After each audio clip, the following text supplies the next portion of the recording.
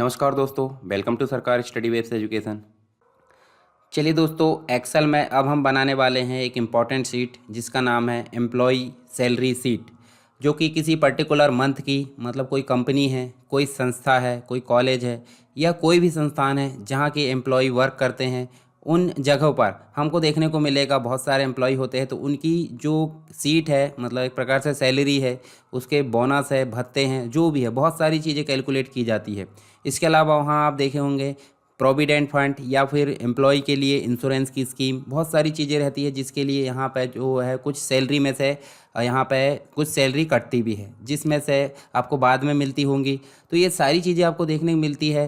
कुछ बोनस जैसे कि आप देख सकते होंगे यात्रा व्यय, या फिर जो है होम रेंट को, जो है होम रेंट का अलाउंस जो वो मिलता है। ठीक है, इसके अलावा कुछ महंगाई भत्ते, तो ये सारी चीज़ें आपको कैलकुलेट देखते हुए मिलती होगी। तो ये जो है कैसे बनाते हैं सैलरी सीट को, किस किस प्रकार उसमें फंक्शन लगाते हैं, किस प्रकार उसमें फॉर्मूले लगाते हैं, यदि आप कहीं संस्थान में काम कर रहे हो तो आपको सैलरी सीट कैसे बनाना है, तो ये सारी चीज़ मैं आपको बताऊंगा कंप्लीट। तो चलिए बने रहिए मेरे साथ। सबसे पहले हम जो है इस सीट का नाम बदल लेते हैं राइट क्लिक करके, और इसका नाम कर लेते हैं सैलरी सीट। क्या कर लेते हैं? Salary seat. सैलरी सीट करने के बाद हम जो है सबसे पहले पेज सेटअप कर लेते हैं। तो पेज सेटअप में आपको ओरिएंटेशन लैंडस्केप करना है, साइज़ आपको A4 करना है, मार्जिन आपको नॉर्मल करना है। ठीक है, ये देखिए आपको बॉर्डर यहाँ पे दिखने लगी। आपको फटाफट यहाँ पे क्या करना है, आईडी लिख लेना है एम्प्लॉय की। उसके बाद उसका नेम लिख लेना है। नीचे लिख लीजिए डेजिग्नेशन। डेजिग्नेशन के बाद आपको लिखना है बेसिक सैलरी। बेसिक सैलरी के बाद आपको लिखना है इसकी अटेंडेंस सीट। अब देखिए अटेंडेंस क्यों ले रहे हैं हम, तो अटेंडेंस के अकॉर्डिंग आपकी जो सैलरी है वो बनेगी। अब कभी कभी ये भी देखा होगा आपने कि आवर्स, एक व्यक्ति ने दिन में कितने घंटे काम किया उसके अनुसार भी उसकी सैलरी बनेगी। तो एक दिन में मान लो 8 घंटे की जॉब है, और अगर 8 घंटे के अलावा कोई व्यक्ति काम करता है तो वो कहलाएगा ओवर टाइम। ठीक है, तो ओवर टाइम की भी उसकी सैलरी बनना चाहिए, ये भी हम यहाँ पे कैलकुलेट करेंगे। तो जो सैलरी बनेगी वो यहाँ पे बनेगी सैलरी। फिर आपको HRA यानी कि home rent allowance, DA, DA मतलब डियरनेस अलाउंस यानी महंगाई भत्ता। फिर कन्वीनियंस, कन्वीनियंस मतलब होता है, ये होता है यात्रा व्यय। फिर होती है यहाँ पे ग्रॉस सैलरी। ग्रॉस सैलरी क्यों बोला जा रहा है? ग्रॉस मतलब सकल जो वेतन होता है वो हम बोल सकते हैं। तो जो सैलरी आएगी, सैलरी में जो होम रेंट अलाउंस जुड़ेगा, डियरनेस अलाउंस, कन्वीनियंस, इन सब का जो टोटल आएगा वो यहाँ पे आएगा। पर आपको देखने को मिला होगा कि आप PF भी आपका जो है कंपनी में कट रहा है। एम्प्लॉय की जो मतलब एक प्रकार से सिक्योरिटी के लिए इंश्योरेंस है, तो ये चीज़ भी आपको देखने मिलती होगी। तो दोनों जो है माइनस होगी किससे? ग्रॉस सैलरी से। और ग्रॉस सैलरी माइनस होने के बाद जो है इन हैंड सैलरी आपको देखने को मिलेगी। ठीक है, तो ये चीज़ आप देख सकते हैं यहाँ पे इन हैंड सैलरी में।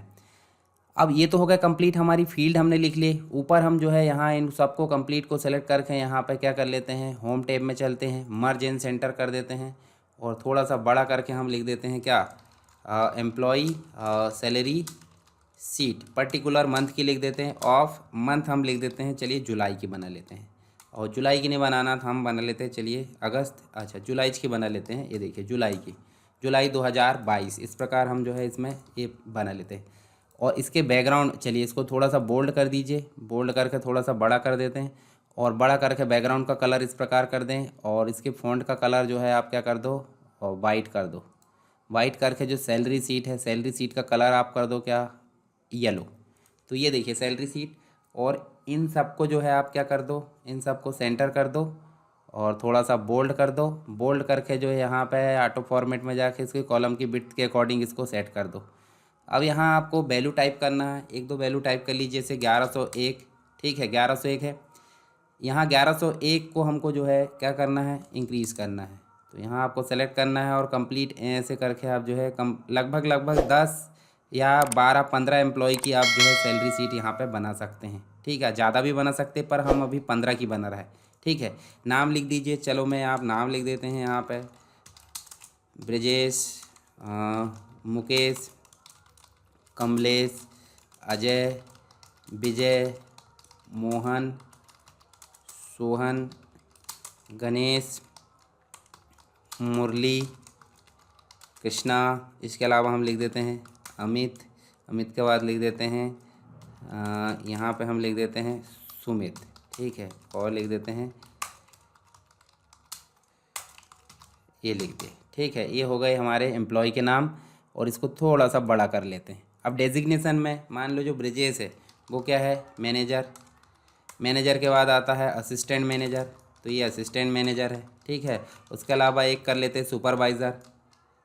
सुपरवाइज़र इस प्रकार, और बाकी सबको हम स्टाफ में डाल देते हैं। स्टाफ मतलब होता है जो एम्प्लॉय है स्टाफ के, वो हम यहाँ पे ले लेते हैं। ठीक, अब इन सबको जो है सेंटर में होना चाहिए ना, ये भी तो बात है। तो हम सबको क्या कर लेते हैं, सेंटर में और मिडिल कर लेते हैं, और यहाँ पे जो है इसको एडजस्ट कर लेते हैं। ठीक, और इसको भी हम एडजस्ट कर लेते हैं। बेसिक सैलरी, अब मान लो जो मैनेजर है, मैनेजर को सबसे ज़्यादा सैलरी मिलना चाहिए, तो इसकी कर देते हैं 60,000। 60,000 के बाद असिस्टेंट मैनेजर को कितनी मिलना चाहिए, 50,000। और जो सुपरवाइज़र है, सुपरवाइज़र को मिलना चाहिए 40,000। बाकी स्टाफ को सबको मिलना चाहिए कितनी, स्टाफ को मिलना चाहिए 25,000। चलिए, सबको 25,000 मिलना चाहिए। 25,000 वाले को हम कॉमन है तो हम कंट्रोल डी करके यहाँ ले लेते हैं। अब बची अटेंडेंस, तो अटेंडेंस में टोटल जो होते हैं 30 दिन होते हैं महीने में।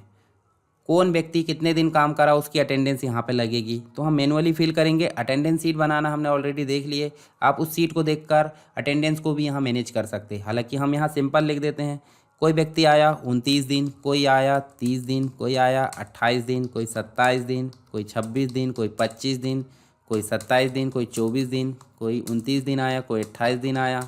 इस प्रकार आप जो है क्या कर सकते हैं, इनकी अटेंडेंस को फिल कर सकते हैं। ये अटेंडेंस फिल हो गई।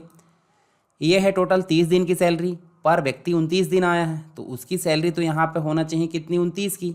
अब आवर की बात हो रही, आवर मतलब होता है घंटे, तो एक दिन में व्यक्ति 8 घंटे ही काम करता है, पर कोई व्यक्ति 9 घंटे काम कर लेता है। चलिए यहाँ पे इस व्यक्ति को 9 घंटे काम करा लो, इसको 8 करा लो, इसको करा लेते हैं हम 10। जिसने ज़्यादा गोल मारा वो ज़्यादा घंटे काम करेगा अपने जो है कवर करने के लिए। ये देखिए 12 घंटे इसने कर लिया, इसने भी 12 घंटे करा, इसने कर लिया कितने, 11 घंटे, इसने कर लिया 14 घंटे, बहुत ही अधिक है। इसने कर लिया, जिसने गोल नहीं मारा उसको करने की ज़रूरत नहीं 12 घंटे से ज़्यादा, क्योंकि ओवर टाइम क्या करना भाई, उसने पूरे दिन जब काम करा है तो ओवर टाइम कर लेगा, परंतु अभी ज़रूरत नहीं है उसको। ठीक है, जिसको ज़रूरत है वो करेगा। यहाँ देखिए इस प्रकार से हम जो है, अच्छा इसको जो है 11 घंटे करा दो, इसको 12 घंटे, इसको करा दो 13 घंटे। अब यहाँ एक दिन में 8 घंटे होते हैं, ये चीज़ आपको पता है, और एक महीने में 30 दिन होते हैं। और ये जो सैलरी है आपकी एक महीने की है, यानी कि 30 दिन की, और 30 दिन में 8-8 घंटे की है। तो आपको यहाँ सैलरी निकालना है।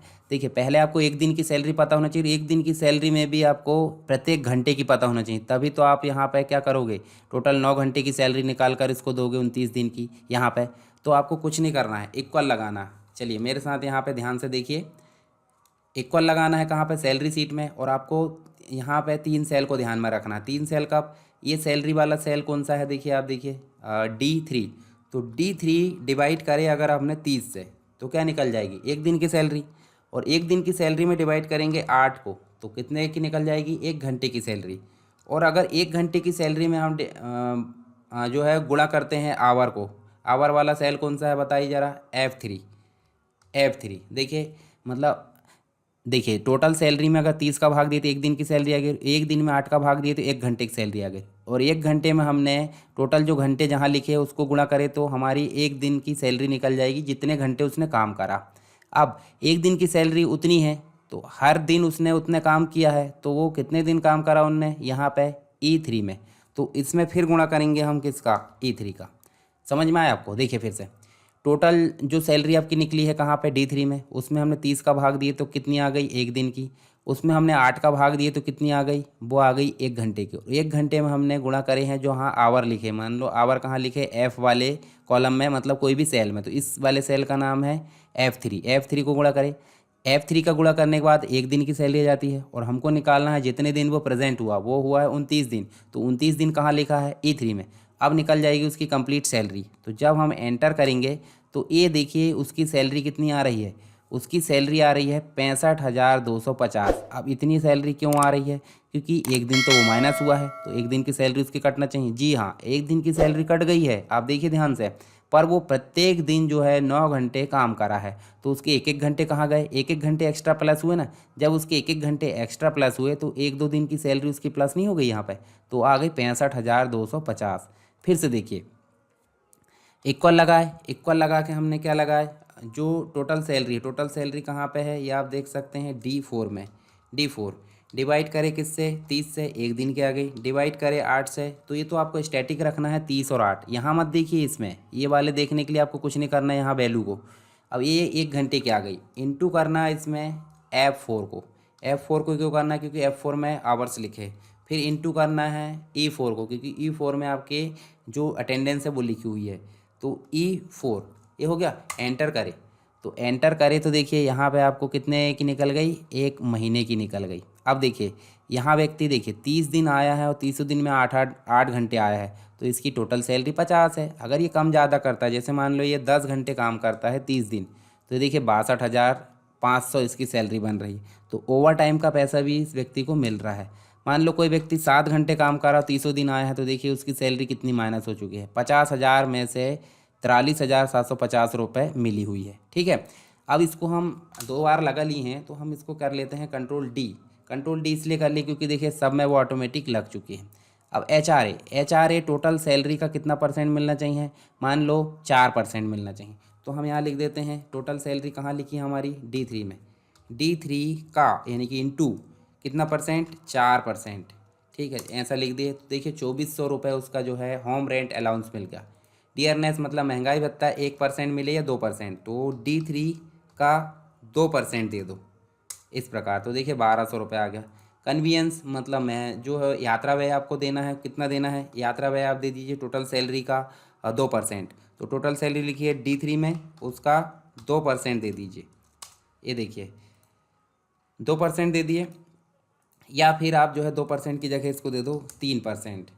ग्रॉस सैलरी, ग्रॉस सैलरी में आपको ये सभी का जो है टोटल यहाँ पे आएगा, तो आपको लगाना इक्वल और लगाना है सम, ब्रैकेट लगाना है। ब्रैकेट लगा के आप इन सब की सेल की रेंज को ऐसे सेलेक्ट करना है, आगे G3 से लेकर J3 तक, और ब्रैकेट को बंद करना है। ब्रैकेट को बंद करने के बाद एंटर करना है, तो आपके आगे 70,650, यानी कि बेसिक सैलरी आपकी जो थी ये थी, पर आपने ओवर टाइम काम करके इतनी सैलरी कमाए, और आपको जो अलाउंस मिले हैं, भत्ते मिले हैं, उनको टोटल मिलाकर आपकी सैलरी हो गई है 70,650।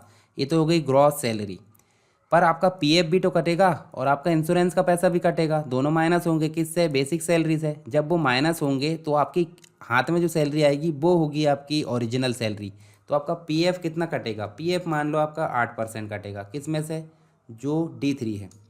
तो D3 इंटू 8%, देखिए आपका 4,800 यहाँ पे कटा। ठीक है, अब इसका आप चाहे तो डबल मिलाकर कर सकते हैं। देखिए एम्प्लॉई आपको 4,800 और देंगे, तो आप इंटू 2 कर दीजिए, तो देखिए 9,600 आपकी टोटल सैलरी यहाँ पे आ गई। मतलब जो पीएफ है, प्रोविडेंट फंड का होता है, और जो 2% है आपका क्या कटना चाहिए, इंश्योरेंस का, इंटू 2%। इसमें आप कोई प्लस नहीं करना, 1,200 रुपये। अब ये दोनों वैल्यू पर ध्यान रखिए, इसमें D3 में से 8% हुए, तो वो 8% कितना था, 4,800, पर इंटू 2 करे आपने, तो जो 9,600 आया है वो 9,600 माइनस ना होकर इसका आधा माइनस होगा, किससे, जो ग्रॉस सैलरी है, ग्रॉस सैलरी में से आधा माइनस होगा, कितना, 4,800, मतलब 8% किसका, जो मेन सैलरी है बेसिक का, और इसमें 8 और 2 10% हो गया ना। देखिए ध्यान से देखिए, ये 2%, और जो साइड में है वो क्या है, 8%। 8 और 2 10%, यानी कि जो बेसिक सैलरी है उसका 10% किससे माइनस हो, ग्रॉस सैलरी से। तो यही तो करना है हमको यहाँ पे। तो हमको करना है क्या, जो ग्रॉस सैलरी है, देखिए ग्रॉस सैलरी दिख रही है आपको, K3 से माइनस होना चाहिए D3 का 10%, D3 का 10% माइनस हो जाना चाहिए, और जो हाथ में सैलरी आना है वो है 64,650। मतलब ग्रॉस सैलरी आपकी आई थी, इन सबको जोड़ने के बाद आपका पीएफ का पैसा भी कट गया, इंश्योरेंस का पैसा भी कट गया, और जो हाथ में जो सैलरी आई है वो आई है 64,650। ऐसे ही आपको सभी का निकालना है। तो सभी के निकालने के लिए कुछ थोड़ी करना है, आपको कुछ नहीं करना, सबको सेलेक्ट करिए, और सेलेक्ट करने के बाद कंट्रोल D। तो देखिए आपकी सभी सैलरी आ चुकी है। पर आप ध्यान से देखिए, जो दशमलव वाली चीज़ें आ रही है वो आ रही बहुत ज़्यादा आपका डेसिमल पॉइंट, तो इसको आप यहाँ से डेसिमल पॉइंट को डिक्रीज़ कर दीजिए। ठीक है, ये देखिए डिक्रीज़ कर दिए, तो सबकी जो सैलरी है वो फिक्स आ चुकी है। अब सबको हमने तो सेंटर करे थे, सेंटर करने के साथ साथ हम जो है इनमें एक बॉर्डर भी दे देते हैं, दे दें बॉर्डर देंगे तो उससे क्या होगा, ये देखिए हो गई। अब चाहे तो आप इनकी टोटल सैलरी निकाल सकते हो, कि कितनी सैलरी इनकी हुई है, तो यहाँ ग्रैंड टोटल आप सम लगा के निकाल लीजिए। पर मैंने आपको अभी क्या क्या बताया, आपको बताया ये चीज़ आपको ध्यान रखना है। सीट तो बना लोगे आप, सीट बनाना कोई भारी काम नहीं है आपके लिए। आप जो है, क्योंकि बार बार आप सीट बनाना देख चुके हैं, तो आपको जो है सीट बनाने में कोई तकलीफ़ नहीं होगी, ऐसा मैं मान सकता हूँ। मानने से कुछ नहीं होता, अगर आपसे नहीं बनती होगी फिर भी मैं बताऊँगा, ठीक है। मेरे मानने से भी कुछ नहीं होता, आपका मानना ज़रूरी है, ठीक है। तो यहाँ देखिए, जब आप फाइल में जाकर प्रिंट देखते हो तो प्रिंट प्रीव्यू में आपको सीट एक्यूरेट दिख रही है। आपको बताया क्या मैंने, सैलरी निकालना है। सैलरी निकालने के लिए आपको पहले एक दिन की निकालना है, एक दिन की निकालने के बाद आपको एक घंटे की निकालना, फिर आपको उसमें गुणा करना है इस आवर वाले सेल को, फिर गुणा करना है इस अटेंडेंस वाले सेल को, तो आपकी जो सैलरी आएगी वो आ जाएगी। 8%, 4% HRA निकाल लीजिए। जो परसेंट निकालना वो सरल है, सबको टोटल करके हमने यहाँ लिख लिए। PF निकाल लिए 8%, 2% इंश्योरेंस निकाल लिए, दोनों को माइनस कर दिए, ग्रॉस सैलरी से, और हाथ में जो आई है वो कैश इन हैंड, मतलब एक प्रकार से इन हैंड सैलरी आ गई। तो इसको हम जो है, चलिए फॉर्मेट भी कर लेते हैं। फॉर्मेट यहाँ पे हम जो है इसको बैकग्राउंड कलर क्या कर लेते हैं इस प्रकार से, और इनमें हम जो है क्या कर लेते हैं, इसको हम चाहे तो टेबल बना सकते हैं। टेबल बना लें, टेबल बना लेते हैं, नहीं मानते हम, ठीक है। इसमें फॉर्मेट टेबल में जाए, और कोई भी आप जो है इस प्रकार से क्या कर लेते हैं यहाँ पे इस वाले या फिर इसको ओके कर दें, ठीक। और इसमें से जो है हम क्या कर लेते हैं, इसके फ़िल्टर को हटा देते हैं, ठीक। और इसमें यहाँ पे इसकी जो हेडिंग है, हेडिंग के कलर को हम कर देते हैं ब्लैक, ठीक। अच्छा, इसको भी हम कर देते हैं इस प्रकार से ब्लैक। तो देखिए यहाँ पे आपका जो टेबल है वो बन चुका है, और अब आपका जो टेबल है वो मतलब सैलरी सीट है वो अब सही दिखने लगी है, ठीक है। या तो चाहे तो देखिए अभी साइड में जगह बची हुई है, यहाँ आप देखें तो आपको फॉर्मेट में जाकर ओरिएंटेशन में जब जाओगे और A4 सेलेक्ट करोगे, तो आपकी जो जगह है देखिए यहाँ से ज़्यादा लग गई है, तो आप इसको थोड़ा थोड़ा छोटा कर दें। तो देखिए अब देखिए आपकी जो थोड़ा सा कट रहा था अब सही आ गया। तो जितनी भी चीज़ें मैंने बताया आई होप आपको समझ में आई होगी। फिर भी अगर कोई डाउट है तो आप मुझे कमेंट बॉक्स में बताइए, मैं उसका सॉल्यूशन अवश्य दूंगा, ठीक है। इसके अलावा एक दो सीट और बची हमारी, तो हमारी कंप्लीट जो सीट है वो एक्सेल की प्रैक्टिस यहाँ पे कंप्लीट हो जाएगी, और इस हिसाब से आपका जो जो भी आपने पढ़ा था इसके पहले मैंने जो ट्यूटोरियल लाया था उस पढ़ाई का पूरा निचोड़ यहाँ इस सीट में देखने को मिलेगा, जितनी भी सीट में बता रहा हूँ। तो आप इनको प्रैक्टिस करिए, आपको बन जाएगी। और अगर दिक्कत आती है तो आप मुझे बताइए।